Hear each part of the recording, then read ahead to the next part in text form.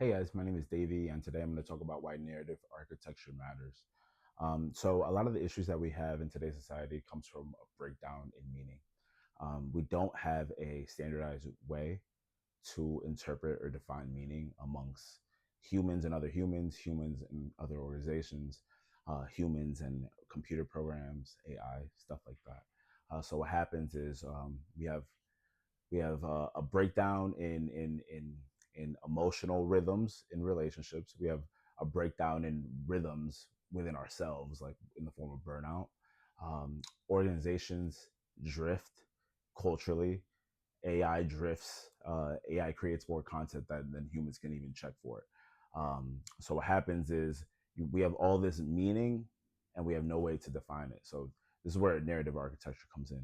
So narrative architecture fixes all this by giving a standardized way to define meaning.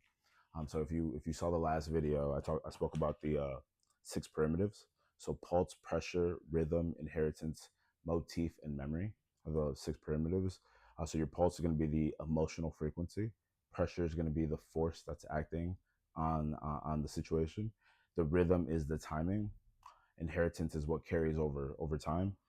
Motif is what repeats, and the memory is the encoded identity.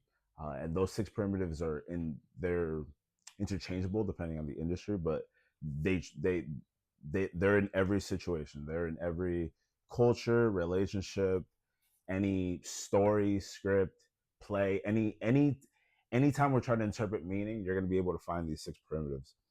So once you see that structure, you can't unsee it.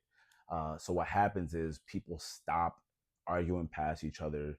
You can diagnose where relationships and where organizations are either going to drift or break down under pressure, or if the rhythm is flat. Like you with narrative architecture, you're able to diagnose and see and prevent these things from happening.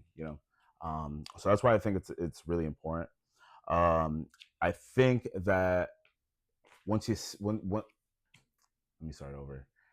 I think it's really important that we all have a standard way of defining meaning so that we can make some progress in a lot of the areas that that I personally feel that we're struggling at as just humans in general.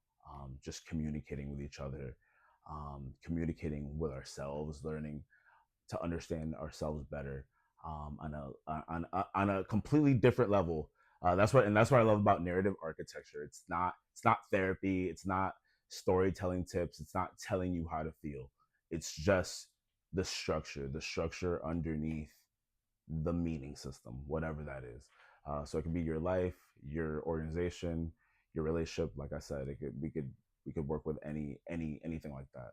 So I'm super excited about narrative architecture and getting this out to you guys. If you guys are interested, you can check out the narrative architecture book. It's number one on Amazon right now, and semiotics and theory, literature, criticism. Yeah, there's probably only like two or three books in that section, but still number one. But yeah, if you guys are interested, you can check that out. Also, check out the Gumroad, and the Substack, the Legacy Lab Substack. There's a lot of information on narrative architecture in there as well, and a bunch of freebies. So I'm super excited about this, you guys. And if you have any questions, feel free to reach out, and don't forget to like and subscribe. So I'll see you guys in a few weeks. Take care.